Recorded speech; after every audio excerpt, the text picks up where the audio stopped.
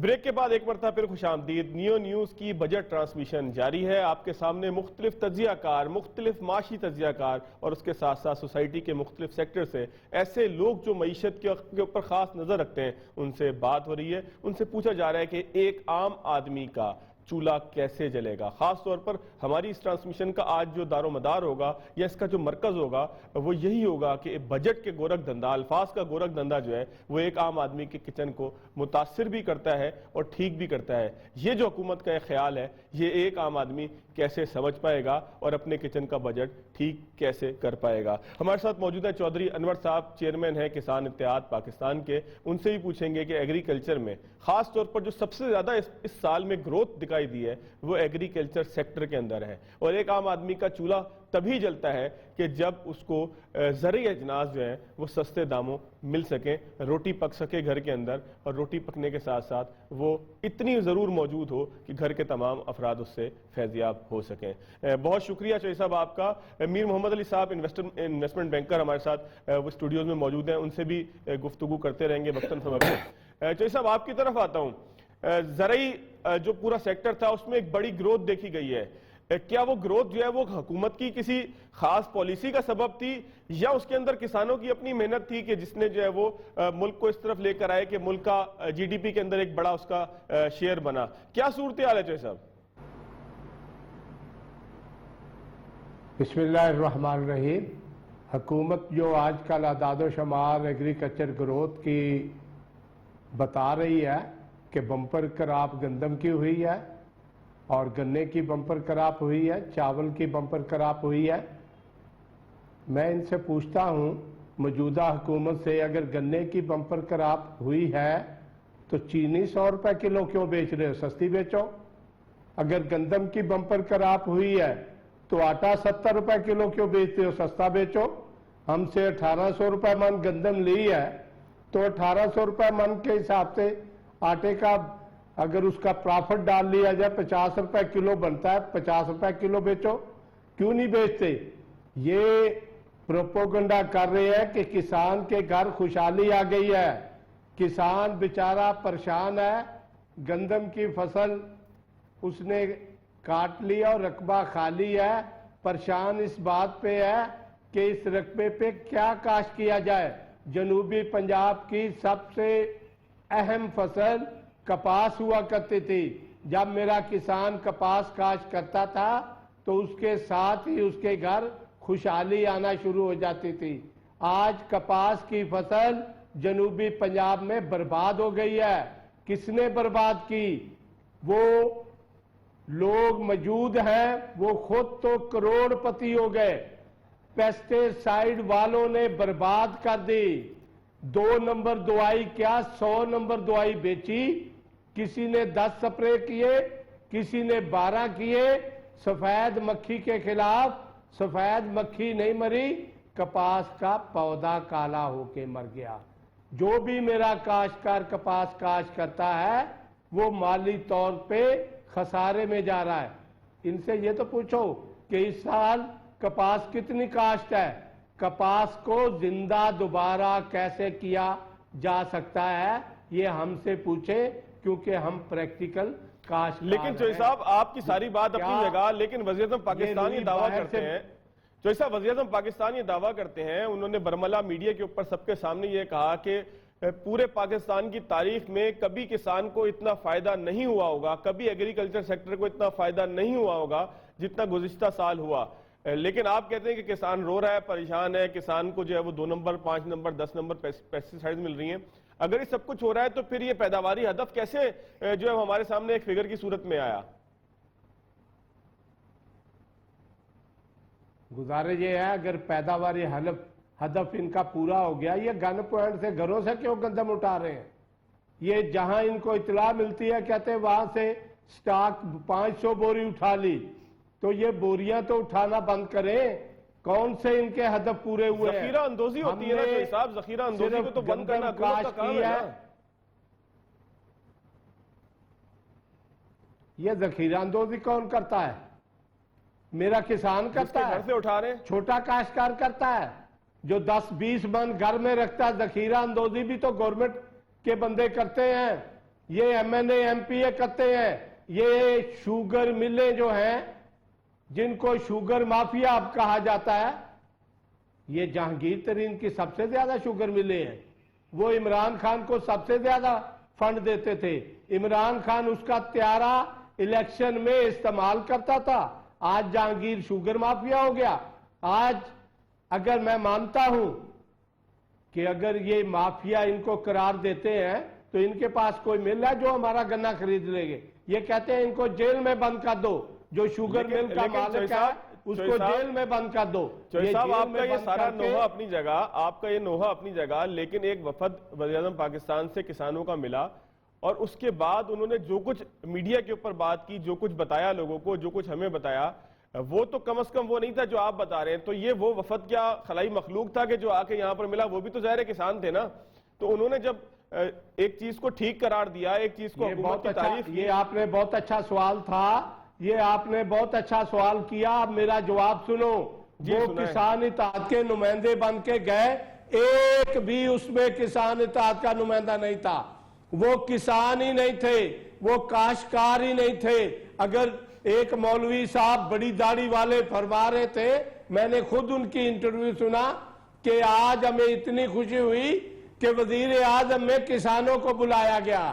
وزیر اعظم ہاؤس نے کہ وزیر اعظم نے کسانوں کو بلایا. میں نواز شریف سے ملا ہوں کئی بار اسی ہاؤس میں, میں راجہ پرویز سے ملا ہوں کئی بار اسی ہاؤس میں, یوسف رضا گیلانی سے ملا ہوں اسی ہاؤس میں. وہ خوشامتی تھے, وہ جھوٹے تھے. وہ انہوں نے کسانوں کی ایک بھی بات نہیں کی. انہوں نے کہا سب اچھا ہے, کسان بڑا خوشحال ہے. پھر تو اس پہ حکومت کو تحقیقات کرنی چاہیے کہ کون لوگ ان سے ملے, کن لوگوں نے حکومت کو بتایا کہ تمام چیزیں اچھی ہیں. میں تو حیران ہوں کہ ملک کا وزیر اعظم بن گیا, یہ نہیں پتا چلا کہ یہ واقعہ کسان اتحاد کے نمائندے ہیں یا نہیں ہے. اور جنہوں نے وزیر اعظم کو دھوکہ دے کے کسان اتحاد کے نمائندے بٹھائے ان کو تو جیل میں بند کر دو. بالکل جیل میں بند ہونا چاہیے. اگر کسی نے دھوکہ دہی کے ذریعے وہ کسان اتحاد کے نمائندے نہیں تھے, ان سے غلط ملا ہے تو ظاہر ہے اس کے خلاف تحقیقات ہونی چاہیے. اور چوہدری صاحب کا یہ الزام کوئی معمولی نہیں ہے کہ کچھ لوگ ایسے ہوں کہ جو کسانوں سے جن کا کوئی تعلق نہ ہو یا وہ کسان ہی نہ ہو اور وہ کسی اتحاد کی نمائندگی کرتے ہوئے وزیراعظم پاکستان کو غلط گائیڈ کریں. غلط یا صحیح ظاہر ہے کہ حکومت نے فیصلہ کرنا ہے, تحقیقات نے فیصلہ کرنا ہے, لیکن چوہدری صاحب کا جو الزام ہے یہ بہرحال ایک بڑا اہمیت کا حامل ہے. میر محمد علی خان صاحب ہمارے ساتھ موجود ہے. جب بینکر موجود ہو, بینک کی چیزیں تمام موجود ہو, زراعت کا تعلق بھی اسی قرض سے ہوتا ہے, ایک گھر بنانے کا تعلق بھی اسی قرض سے ہوتا ہے, جس کے حوالے سے شوکت ترین صاحب نے یہ کہا کہ پاکستان میں جو بینکس ہیں, چاہے چھوٹے بینکس ہوں یا بڑے بینک ہو یا سب سے بڑا بینک یعنی کہ نیشنل بینک ہو, اس میں ایک روایت ہے, اس میں ایک ایسا ایک طریقہ کار پایا جاتا ہے کہ وہ امیر آدمی کو تو فیسیلیٹیٹ کرتا ہے لیکن غریب آدمی کا لون جو ہے وہ کسی نہ کسی وجہ سے ریجیکٹ کر دیتا ہے. یا ایک عام آدمی کا, چھوٹے آدمی کا, کسی نے گھر بنانا ہو, کسی نے کوئی چھوٹا پروجیکٹ شروع کرنا ہو, اس بینکنگ کے حوالے سے تحفظات ترین صاحب نے بتائے جن کا ایک اپنا بھی بینک کسی زمانے میں رہا ہے, پتہ نہیں اس کی اب کیا صورتحال ہے. انہوں نے یہ کہا کہ چھوٹے آدمی کو قرضوں میں فیسیلیٹیٹ نہیں کیا سکتا. میر صاحب آپ نے بھی ترین صاحب کی گفتگو سنی ہوگی, پاکستانی بینک ایک عام آدمی کو لفٹ کیوں نہیں کراتے؟ بڑے آدمی کے پیچھے تو وہ پھر رہے ہوتے ہیں جس کا اسٹیٹمنٹ اچھا ہو, اس کے پیچھے تو لوگ پھر رہے ہوتے ہیں کریڈٹ کارڈ لے لیں, لون لے لیں, پرسنل لون لے لیں, کاروبار کا لون لے لیں, دکان پہ آ کے کاروبار پہ پہنچ کے منتیں تقریباً ہو رہی ہوتی ہیں.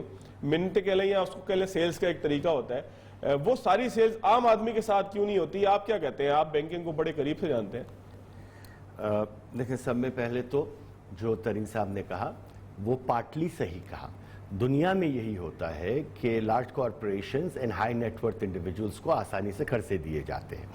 سب میں پہلے پاکستان میں چھوٹے طبقے جو کمائی کے چھوٹے کہہ رہا ہوں میں, جن کی انکم کم ہے, ان کے لیے قرضے ہونے چاہیے, مگر اس سے پہلے ہمیں دور کی سوچنی چاہیے. سب میں پہلے ان کو گھروں کے لیے قرضے دیے جائیں, ورنہ اگر آپ صرف قرضے دینے کی عادت ڈال دیں تو ہوگا یہ میرے بھائی کہ اس کی پے بیک ایبلٹی جو ہے نا وہ ہمیں دیکھنی ہے. ہمارے یہاں کلیکشن میکنزم اتنا اچھا نہیں ہے. ہماری دنیا میں سوشل سیکیورٹی, کریڈٹ لائنز, یہ credit rating, so on and so forth ہے. تو میں یہ چاہتا ہوں کہ بیسک بنیادی چیزوں کے لیے سب میں پہلے ایک غریب آدمی کو یا متوسط گھرانے کے آدمی کو قرضہ دیا جائے, which is basic right is home.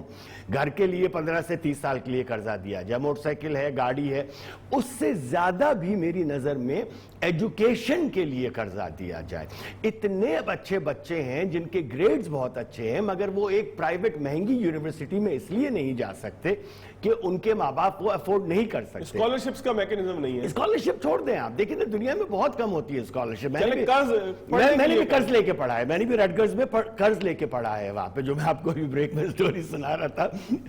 وہ ڈائریکٹلی پے کر دیتے تھے یونیورسٹی کو. ہم تو سوچتے تھے $400-500 $1000 ہماری جیب میں بھی آ جائے تو ہم وہ 90% پے کرتے, 10% ہمیں دے دیں. نہیں, وہ فوڈ کا بل بھی یونیورسٹی کو دے دیتے تھے. تو میرے خیال میں گھر بیسک بنیادی چیزیں, دیکھیں نا بزنس شروع کرنے کے لیے چھوٹے چھوٹے لون احساس پروگرام میرے خیال میں دے رہا ہے. آپ 50, 60, 80, 90 لاکھ کروڑ کا لون بغیر کسی فیزیبلٹی کے, بغیر کسی ایکسپیرینس کے بہت مشکل ہو جاتا ہے اس کو کلیکشن کرنا. اس لیے کہ 70 اسٹارٹ اپس کا جو ریٹ ہے, پہلے ایک سال میں 70% of the startups go kaput, they fail. تو بالکل صحیح کہا شوکت صاحب نے, مگر اس کا رخ میری نظر میں بہتر ہونا چاہیے. ہم صرف قرضے دینا شروع, یعنی کہ وہ میکنزم بھی ہونا چاہیے کہ جو یہ ڈیسائیڈ کرے کہ لوگوں کو کیا کاروبار کرنا ہے, وہ کاروبار کتنا محفوظ ہے اور کس طریقے سے جو ہے اس کو چیزوں کو آگے چلانا ہے. یس اینڈ نو نہیں, دیکھیں بینک نہیں ڈیسائیڈ کر سکتی کہ کیا بچہ, حکومت ظاہر میکنزم دے گی نا. وہ کلیکشن کا میکنزم دے اور پرائیورٹائز کرے کس چیز کے لیے لون پہلے دیا جائے. گھر کے لیے دیکھیے, ایک 27 سال کا بچہ اگر MBA کر کے 1 لاکھ روپے کماتا ہے, وہ 10 سال تک سیو کرتا ہے 1 کروڑ روپے کے اپارٹمنٹ کے لیے, جب تک وہ 2.5 کروڑ کا ہو جاتا ہے. بالکل ٹھیک ہے. وہ اسی وقت 25% 20% ڈاؤن دے کر وہ اس گھر کو خرید لے, اور کرایہ یا تھوڑا سا اس سے زیادہ جو اچھا میر صاحب ڈاکٹر وقار نے ہمیں جوائن کیا ہے. ڈاکٹر صاحب بہت شکریہ آپ کا, جوائنٹ ڈائریکٹر FDPI کے. ڈاکٹر صاحب جو ساری صورتحال آپ کے سامنے ہے, بجٹ کے کچھ تخمینے بھی آئے ہیں کہ جی ہم نے جو ہے وہ ٹیکس کلیکشن 5829 کے اوپر آ رہے ہیں, بجٹ خسارہ جو ہے وہ 3990 ارب روپے ہوگا. یہ ساری صورتحال, ساری فگرز جو آپ کے سامنے آ رہی ہیں, کیا ایکسپیکٹ کر رہے ہیں آپ آنے والے بجٹ سے, کتنا عوام دوست ہوگا؟ میں بالکل آپ سے اسپیسیفک یہ پوچھنا چاہ رہا ہوں کہ ایک عام آدمی کو کیا فرق پڑے گا. لوگوں کو اس فگر سے کوئی تعلق نہیں ہے کتنا ٹیکس ہم نے کلیکٹ کر لیا. لوگوں کو تعلق یہ ہے کہ اگر ٹیکس کلیکٹ ہوا ہے تو سیوک ایشوز ان کے حل ہونے چاہیے, ان کے جو ان کی رہائش سے متعلق, ان کی زندگی کے سے متعلق جو ایشوز ہیں وہ حل ہونے چاہیے. تو یہ بجٹ آپ کو کتنا عوام دوست نظر آ رہا ہے؟ جی تھینک یو ویری مچ. جی میرا خیال ہے 3 چیزیں جو ہیں وہ گورنمنٹ کنسیڈر کرے گی اس بجٹ میں. پہلا تو آپ نے بالکل صحیح بتایا کہ جو پرائسز کا معاملہ ہے وہ اس وقت آپ کے جو غریب ترین طبقے کے لیے سب سے زیادہ مشکل ان کو سامنا ہے. اور انفلیشن کا جو امپیکٹ ہے اس بجٹ میں, اس کو گورنمنٹ جو ہے وہ منیمم رکھنا چاہے گی کہ ایسے ٹیکسز جو ہیں جو آپ کی فوڈ پرائسز کو ہرٹ کر سکتے ہیں اس سائڈ بالکل نہیں جائیں گے جو انداز. دوسرا آبجیکٹو جو اس بجٹ سے میرا خیال ہے گورنمنٹ اچیو کرنا چاہے گی وہ جاب کریشن کا ہے کہ گینز جو ہیں وہ کن سیکٹرز میں ہو سکتے ہیں جہاں پہ کچھ سسٹینیبل جابز جو ہیں میڈیم ٹرم میں کریٹ ہو سکیں. بہت سارے سیکٹرز ایسے ہیں جو ابھی کووڈ کے بعد جو ہیں وہ کھل نہیں پائے ہیں ابھی, اور نیچرلی اس وقت ان لوگوں کو آپ نے موبلائز کرنا ہے ان سیکٹرز کی طرف جو گروئنگ سیکٹرز ہیں. یہ ایک پرائرٹی ہوگی گورنمنٹ کی. اور پھر میرا خیال ہے تیسری, میں آپ کے سوال کا جواب اینڈ کروں گا, تیسری اہم پرائرٹی یہ بھی ہے کہ آپ کرنٹ اکاؤنٹ میں اس وقت 2-3 اچھی چیزیں دیکھی. ایکسپورٹرز کا جو ریلیف آپ نے دیا تھا اس کا فروٹس آپ نظر آنے لگ رہے ہیں, اور ایکسپورٹس میں ایک نظر آیا ہے کئی سیکٹرز کی ایکسپورٹ بہتر پرفارم کر رہی ہیں. گورنمنٹ اس پرفارمنس کو کنٹینیو رکھنا چاہے گی کیونکہ اس کے بھی جاب کریٹنگ امپیکٹ. ڈاکٹر صاحب بڑی اہم بات آپ کر رہے ہیں جاب کریٹنگ کی. میں دوبارہ آپ کی طرف آؤں گا, مجھے ایک بریک لینا ہے, بڑا مجبوری ہوتی ہے ہماری بریک لینا, ورنہ جس طرح کی گفتگو ہو رہی ہے خاص طور بجٹ میں ترجیحات کیا ہونی چاہیے اس حوالے سے جو گفتگو ہو رہی ہے بڑی اہم ہے, لیکن ایک بریک کے بعد اس کو کنٹینیو کریں گے.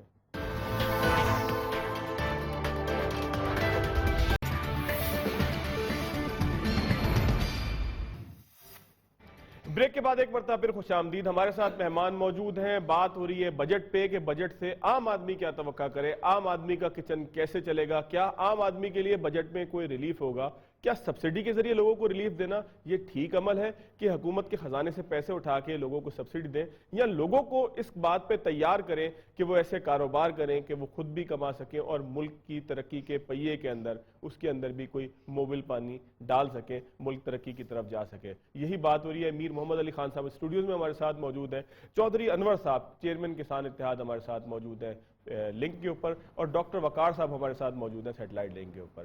ڈاکٹر صاحب آپ کی طرف ہی آتا ہوں، کیا آپ گفتگو جو آپ سے بریک سے پہلے ہو رہی تھی وہ یہی تھی کہ جی حکومت کو ایسے بہت سے اقدامات کرنے ہوں گے کہ جس سے عام آدمی کا جو ہے وہ چولہا وہ جلتا رہے، اس کو جو ہے وہ سستے داموں چیزیں مل سکیں، کچھ تجاویز آپ دے رہے تھے، ذرا اس کو ریپیٹ کیجئے گا، اس کو کنٹینیو کیجئے گا۔ جی تھینک یو ویری مچ۔ تو میں بیسیکلی جو تھا میں نے 3 چیزیں کہیں کہ بجٹ کے اندر جو ہے وہ 3 آبجیکٹیوز ہوں گے گورنمنٹ کے۔ پہلا ظاہر انہوں نے افراط زر پہ قابو پانا ہے، دوسرا انہوں نے جو جاب کریشن ہے اس کے اوپر فوکس کرنا ہے، اور تیسرا جو اب آپ کا جو بیرونی اکاؤنٹ ہے، جو ایکسٹرنل اکاؤنٹ ہے، اس میں امپروومنٹ نظر آئی ہے، اس کو کنسولیڈیٹ کرنا ہے، ایکسپورٹس کو مزید بہتر کرنا ہے۔ اب اس کے اندر ظاہر ہے جو ازمپشن ہے وہ یہ ہے کہ کووڈ کے اندر سے اکانومی آہستہ آہستہ اوپن اپ ہو رہی ہوگی، اور اس اسٹرینتھ کو زیادہ کنسولیڈیٹ کرنے کی، زیادہ براڈ بیس کرنے کی ضرورت ہے۔ میں آپ سے کہہ رہا تھا کہ اس وقت بہت سارے سیکٹرز ہیں، خاص طور پہ سروسز سیکٹرز ہیں جو ابھی بھی کورونا کے اندر اوپن نہیں ہو سکے ہیں فلی۔ ان میں سے بہت سارے ایسے سب سیکٹرز ہیں جو اوپن نہیں ہو پائیں گے کیونکہ وہ شٹ ڈاؤن، بالکل، اور انفارمل انٹرپرائز جو ہے اتنی زیادہ ہے جو کہ تقریباً 2 کروڑ لوگ ڈاکٹر صاحب کہتے ہیں بے روزگار ہوئے ہیں اس دوران۔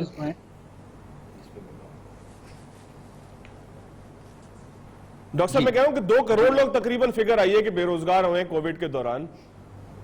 جی بالکل، اور یہ جو انفارمل سیگمنٹ ہے اس کو تو وہ والی سپورٹ نہیں مل سکتی جو کہ گورنمنٹ نے فار ایگزامپل اسٹیٹ بینک کے تھرو دی، یا بینکنگ سیکٹر کے تھرو دی، یا منسٹری آف فائنانس نے فار ایگزامپل سبسیڈائز کیے بزنسز کے یوٹیلیٹیز۔ ان کو آپ کو بہرحال سوشل پروٹیکشن کے تھرو یا احساس پروگرام کی ایکسپینشن کے تھرو، پروونشل جو آپ کے بجٹس ہیں ان میں سوشل پروٹیکشن کی بجٹ لائنز ڈھونڈنی پڑیں گی، ان کے تھرو آپ ان کی فنڈنگ کو ایکسپینڈ کرنا۔ بالکل، جیسے جیسے ویکسینیشن کے ڈیز ہیں، ظاہر ہے میڈیکل سولوشن کے ڈیز ہیں، دیر ول بی ایریاز پاکستان جہاں انفیکشن ریٹ ہائی رہے گا اور اسمارٹ لاک ڈاؤنس پھر بھی رہیں گے، وہاں آپ کو انفارمل اور ان آرگنائز سیکٹر کو پھر بھی سپورٹ کرنا پڑے گا۔ بالکل ٹھیک ہے، تمام سیکٹرز کو سپورٹ کرنا پڑے گا۔ ڈاکٹر صاحب میں آپ کی طرف دوبارہ آتا ہوں، کسان اتحاد بڑی اہم بات ہے، کیونکہ جو کھانا مجھے ملتا ہے، جو چائے میں نے یہاں پر پی، یا جو روٹی یہاں پر جس کے لیے ہم ساری جدوجہد کرتے ہیں، وہ ظاہر ہے کسان کی محنت کے بعد ہی ہمارے چولہے تک پہنچتی ہے کہ جس کو پھر ہم کھاتے بھی ہیں اور جس کے بنیاد پہ جو ہے تمام چیزیں چل بھی رہی ہیں۔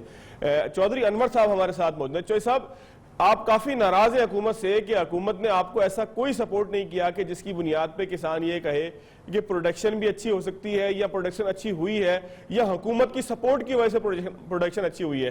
آپ کیا سمجھتے ہیں آنے والے بجٹ میں حکومت ایسے کون سے ریلیف دے؟ بجٹ تو ظاہر تیار ہو چکا ہے، لیکن کیا توقع آپ کریں گے کہ ریلیف کون سا ہونا چاہیے کسانوں کو ملے کہ جس سے کسان اپنے آپ کو تبدیل کرنے کا سبب بن سکے؟ میں بہت ایک اہم بات آپ سے یہ کرنا چاہ رہا ہوں کہ پاکستان کے اندر خاص طور پر اس بات کی ضرورت محسوس کی جا رہی ہے کہ ہم پر ایکڑ جو پیداوار لیتے ہیں وہ دنیا کے بہت سارے ممالک سے کم ہے، اس کو کیسے بہتر کریں گے؟ دیکھیں جی، گزارش یہ ہے کہ سابقہ حکومت جو نون لیگ کی حکومت تھی اس سے میں نے 2400 روپے ڈی اے پی کا ریٹ مقرر کروایا تھا، آج وہی ڈی اے پی 5700 روپے فی بیگ مل رہی ہے۔ سابقہ حکومت سے یوریا کی قیمت 1300 روپے فی بیگ مقرر کروائی تھی، آج وہ یوریا 1800 روپے فی بیگ مل رہا ہے۔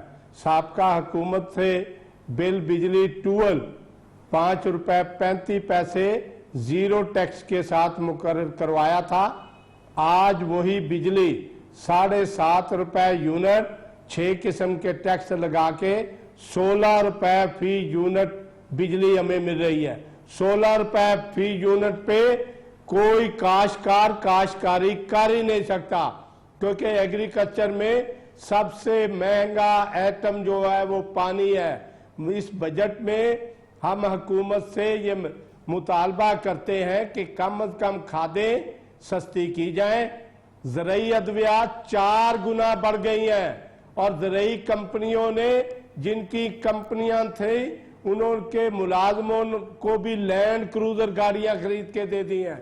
یہ زرعی ادویات پہلی بات تو 1 نمبر اس ملک میں ملنی چاہیے, یہ حکومت کا کام ہے. بالکل بالکل, اس میں کوئی شک نہیں. پوچھا جائے کہ 1 نمبر دوائی کیسے ملے گی, میں 8 دن کے اندر 2 نمبر دوائی ختم کرا دوں گا ملک سے. یہ اٹھا کے لے جائیں گے جیلی دوائیں. جب تک کسان کو مراعات نہیں ملیں گے, غریب آدمی آٹا, گھی, چینی سب سے زیادہ 3 چیزیں استعمال کرتا ہے. تینوں چیزیں مہنگی ہو گئی ہیں. آپ نے حکومت کو بتایا کہ آپ کو 2 نمبر دوائیاں ملتی ہیں, آٹا کیسے سستا ہوگا, جمشید چیمہ صاحب مشیر ہیں اس حوالے سے, ان کو آپ نے بتایا کہ 2 نمبر چیزیں ان کو مل رہی ہیں. یہ میں نے ایک بار نہیں, میں نے تو کئی بار گورنمنٹ کی بڑی میٹنگوں میں یہ بتایا کہ پیسٹی سائیڈ کی قیمتیں 4 گنا بڑھ گئی ہیں اور معیار 100 گنا ڈاؤن ہو گیا ہے.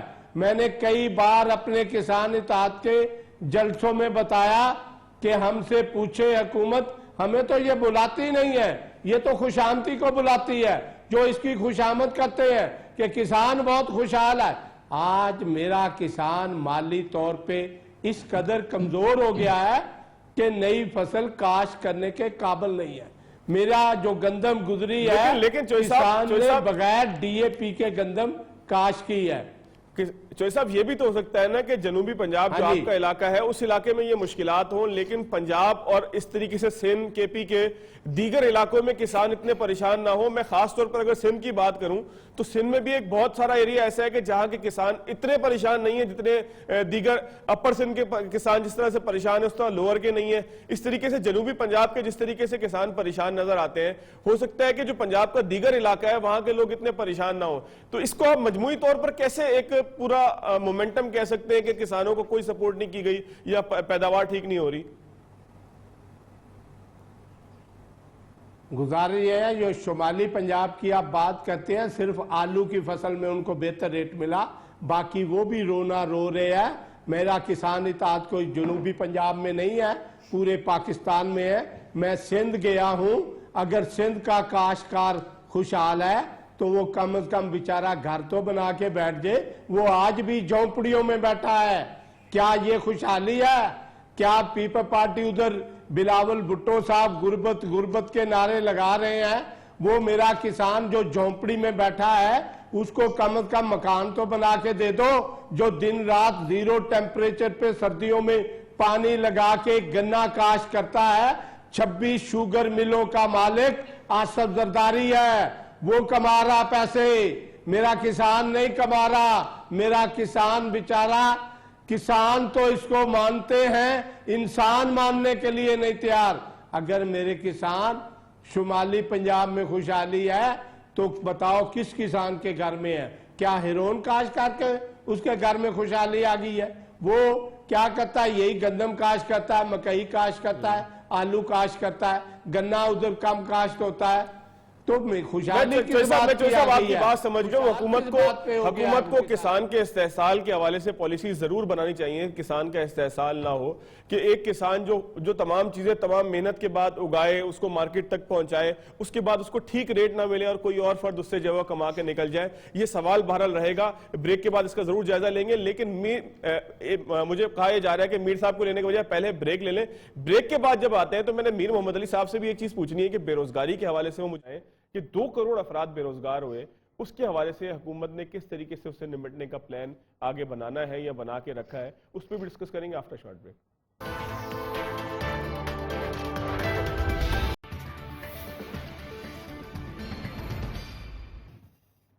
بریک کے بعد ایک مرتبہ پھر خوش آمدید. ہمارے ساتھ موجود ہیں میر محمد علی خان صاحب, ہمارے ساتھ موجود ہیں ڈاکٹر وقار صاحب, اور ساتھ ساتھ چودھری انور صاحب کسان اتحاد کے پاکستان کے سربراہ موجود ہیں. پاکستان کی معیشت, خاص طور پر آنے والے بجٹ سے کیا توقع ہے, کیسے آنے والا بجٹ عام آدمی کے لیے کچھ ریلیف کا سبب بن سکے گا, عام آدمی کے لیے کچھ بہتری کر سکے گا. میر صاحب میں آپ سے گفتگو کرنے لگا تھا, بیچ میں انہوں نے کہا بریک لے لیں. بڑا اہم سوال یہ ہے کہ تقریباً 2 کروڑ افراد بے روزگار ہوئے, جن کو کہا جا رہا ہے کہ پچھلے نومبر میں جا کر وہ ریزیوم ہو گئے. 75 تقریباً ریزیوم ہو گئے, 30-35 لاکھ. شوکت ترین صاحب کا دعویٰ یہ ہے اکنامک سروے کی بنیاد پر کہ تقریباً 30-35 لاکھ لوگ جو ہے وہ بے روزگار رہ گئے، تقریباً 1.75 واپس روزگار پر آ گئے.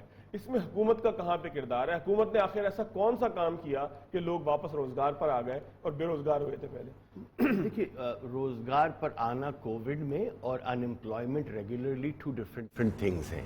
ایک ان امپلائمنٹ ایک ریگولر دنوں میں جب ہو تو مطلب نوکری سے نکال دیا گیا. یہاں تو نوکری پہ پہنچنے کے لالے تھے، یہاں تو آپ گھر سے باہر نکلنے کے لالے پڑے ہوئے تھے.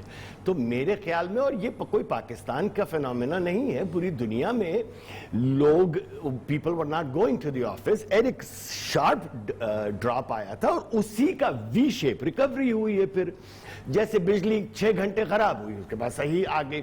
تو اس ہم نے تو کوئی کسر ایز اے قوم یا پوری دنیا نے نہیں چھوڑی تھی کہ استغفر اللہ کسی طریقے سے ہم جپیاں ڈال کے کرونا اپنے آپ میں لگوا لیں. مگر میرے خیال میں سمارٹ لاک ڈاؤن سے، ان چیزوں سے، اور سب میں بڑا ہاتھ اس میں اللہ کا ہے. میں کسی حکومت کو یہ میں دے ہی نہیں سکتا دل سے. یہ میری نظر میں جھوٹ ہوگا کہ میرے دل میں کچھ اور ہے، منہ پہ میں کچھ اور کہوں. میرے خیال میں اللہ نے مزید روزگار کیسے پیدا ہوگا پاکستان میں؟ دیکھیے مزید روزگار پیدا کرنے کے لیے اکنامک ایکٹیویٹی کو آپ نے بڑھانا ہوگا. دیکھیے 2 قسم کی گروتھ ہے ہماری. پچھلی گروتھ امپورٹ لیڈ گروتھ تھی ہماری، اب کنزمپشن اور ایکسپورٹ لیڈ گروتھ ہونی چاہیے. اگر آپ اسپینڈ کریں گے، نوکریاں کریٹ کریں گے تو اکنامک ایکٹیویٹی بڑھے گی. میرے خیال میں کووڈ کی وجہ سے اکنامک ایکٹیویٹی میں ایبسولوٹ سلمپ آیا ہے. جیسے دوسرے وقار صاحب کہہ رہے تھے کہ ایسے بہت سے سیکٹرز ابھی بھی ہیں جو فلی آپریشنل نہیں ہیں. جیسے آپ ریسٹورانٹس کو دیکھ لیں، ریسٹورانٹس ابھی، ایئر لائن سیکٹر ہے، ٹورزم ہے، بہت سی چیزیں ہیں. دیکھیں نا، تو اس کی وجہ سے میرے خیال میں میر صاحب لیکن سیکھنا نہیں چاہیے کسی بحران سے؟ اس بحران کے بعد جب بحران سے نکلیں تو بہتر ہو کے نکلیں. اس وقت تو نکلنا ہے، 100% آپ بات صحیح کر رہے ہیں، مگر اس وقت تو نکلنا ہی ایک بہت بڑا معجزہ ہے. اور میری نظر میں جب آپ نکل جائیں گے تو آپ دیکھیں گے کہ دنیا کی بزنس پالیسیز چینج ہو جائیں گی. اب جو میٹنگز ہم سمجھتے تھے کہ ضروری ہے پرسن میں کرنا، وہ اب ہم آن لائن بھی کر رہے ہیں. تو اس کا مطلب ہے کہ کارپوریٹ سپینڈنگ بھی کم ہوتی جائے گی، وہ ریسرچ اینڈ ڈیولپمنٹ میں چلی جائے گی، وہ مارکیٹنگ میں چلی جائے گی. اچھا میر صاحب، مجھے بریک کی طرف جانا ہوگا، اس لیے تمام مہمانوں کو تھوڑا تھوڑا کر کے لے لیں، آپ سے بھی بات جاری رہے گی. وقار صاحب، کیا کرنا ہوگا حکومت کو بے روزگاری سے بچنے کے لیے؟ خاص طور پر کس طریقے سے نئی جاب کریشن ہوگی؟ جی بہت شکریہ. ایک تو یہ کہ آپ کو بجٹ کے اندر جو آپ نے سپیس اب آج آئیڈینٹیفائی کریں گے، ترقیاتی اخراجات آپ نے کرنے، ان کو پروٹیکٹ کیا جائے، خاص طور پہ ان سیکٹرز میں جہاں جاب کریشن. آپ نے آلریڈی کنسٹرکشن سیکٹر کو، ریئل سیکٹر کو، الائیڈ انڈسٹریز کو آئیڈینٹیفائی کیا ہے.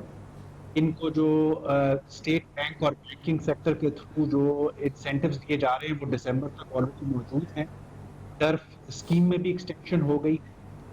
اس کے علاوہ میرا خیال ہے کہ آپ کا سوال اس لیے بھی اہم ہے کہ جو مائکرو اسمال انٹرپرائز ہے جو شاید بینکنگ سیکٹر تک نہیں پہنچ سکتی، اور کل وزیر خزانہ نے اپنی پریس کانفرنس میں بتایا کہ ان کو لونز جو ہیں نہیں اس طریقے سے. وقار صاحب، میں آپ کو ٹھیک سن نہیں پا رہا، میں آپ کی طرف دوبارہ آؤں گا. میں جب تک چودھری انور صاحب کو جو ہے وہ ان سے ان کا موقع ہو. جیسے صاحب، پاکستان میں فی ایکڑ پیداوار بڑھانے کے لیے حکومت تو سب کچھ کرتی رہے گی، کسان کب کچھ کرے گا؟ دیکھیں جی، پاکستان کا کسان بہت محنتی ہے، دن رات محنت کرتا ہے. اس کی فی ایکڑ پیداوار بڑھانے کے لیے 2 کام گورنمنٹ کر دے، باقی ہم خود کر لیں گے. نمبر 1، ہمیں بیج اعلیٰ قسم کا دے دیا جائے، بیج. دوسرا یہ ہمیں پیسٹیسائیڈ 1 نمبر ملی جائے.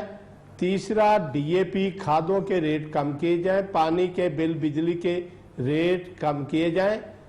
جو پیسہ ہمارے پاس ہے ہم فصل پہ خرچ کریں گے، فی ایکڑ پیداوار اس سے بھی ڈبل ہو جائے گی. جب تک گورنمنٹ ہمیں مراعات نہیں دے گی، جب تک گورنمنٹ ان پٹ کی قیمتیں کم نہیں کریں گی، اس وقت تک ہم کیا کریں؟ ہمارے پاس پیسے ہی نہیں ہیں. چوئی صاحب، کیا کسان تیار ہے؟ کسان جدید ذرائع سے کاشت کے لیے تیار ہے؟ ہم بالکل تیار ہیں. میرا کسان سارا سال گنا پیدا کرتا ہے. جب اس کا گنا تیار ہو جاتا ہے، اس کو بیچنے کا اختیار نہیں ہے. وہ گورنمنٹ کی مرضی کے بغیر کہیں بیچ نہیں سکتا. سارا سال ہم گندم پیدا کرتے ہیں، हम गंदम अपनी मर्जी से नहीं बेच सकते। चले, सिंध ने 2000 रुपया मन गंदम का रेट दिया, पंजाब हुकूमत ने 1800 दिया। मुझे ब्रेक लेते हैं, मैं ब्रेक की तरफ आता हूं, एक छोटा सा ब्रेक लेते हैं। ब्रेक के बाद जब दोबारा आपके पास आएंगे तो शौकत तरीन साहब ने एक बात की थी। शौकत तरीन साहब का कहना था कि मईशत जो है वो मुस्तहकम हो चुकी है, अब हमें ग्रोथ की तरफ, नमू की तरफ जाना होगा। दोबारा आएंगे 4 बजे आपके साथ दोबारा हाजिर होंगे और इस पर बात करेंगे कि नमू की तरफ कैसे जाना है, और फिर बजट तकरीर भी आने वाली होगी, वो भी सुनेंगे। उसके बाद बजट के बाद जो सूरत हाल होगी वो साथ साथ डिस्कस होती रहेगी। ब्रेक लेंगे, 4 बजे दोबारा हाजिर होंगे।